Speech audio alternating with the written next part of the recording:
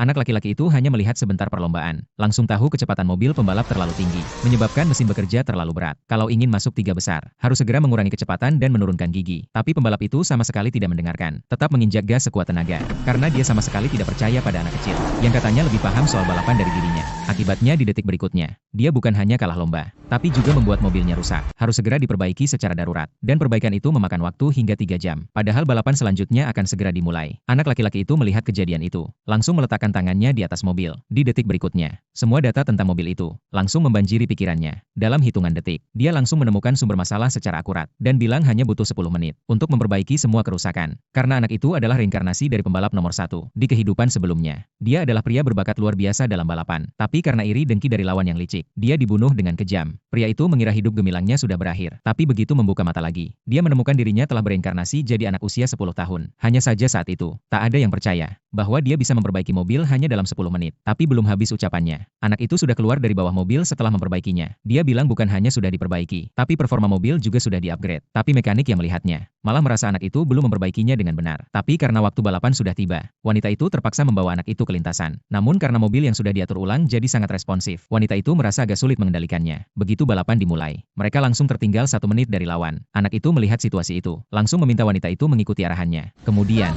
dia mulai memberi instruksi presisi untuk drift di tikungan. Satu tikungan, langsung memangkas 10 detik. Aksi luar biasa itu membuat seluruh penonton tercengang, dan harapan untuk membalikkan keadaan pun mulai muncul. Tapi anak orang kaya sama sekali tidak peduli, karena pembalap andalannya sudah unggul lebih dari 50 detik. Tapi wanita itu terus melakukan drift sempurna di tiap tikungan, membuat anak orang kaya mulai cemas. Akhirnya dia memberi perintah agar pembalap lain menghadang wanita itu, mencegahnya menyalip lebih jauh. Lintasan pun langsung jadi kacau. Melihat hal itu, semua orang marah tapi tak bisa berbuat apa-apa. Namun anak laki-laki itu tetap tenang, terus mengarahkan wanita itu di lintasan. Dengan 2 kali drift ekstrim, mereka berhasil menghindari tabrakan dengan selamat. Tapi jarak mereka dengan posisi pertama sudah terpaut hingga 3 menit penuh. Dan saat itu, balapan hanya tersisa 2 putaran terakhir. Melihat situasi seperti itu, semua orang kehilangan harapan. Tak ada yang percaya mereka masih bisa menang. Tapi anak laki-laki itu tidak gentar. Dia menyuruh wanita itu berhenti dan gantian dia yang menyetir. Dan wanita itu hampir tanpa ragu, langsung menepi dan berganti posisi. Penonton melihat itu, mengira dia menyerah dari lomba. Anak orang kaya langsung mengejek. Katanya lebih baik cepat-cepat menikah saja daripada mempermalukan diri. Tapi di detik berikutnya, anak itu memacu mobilnya seperti kilat, menyalip satu demi satu mobil. Dalam waktu kurang dari 2 putaran, dia sudah naik ke posisi kedua. Tinggal 30 detik dari posisi pertama.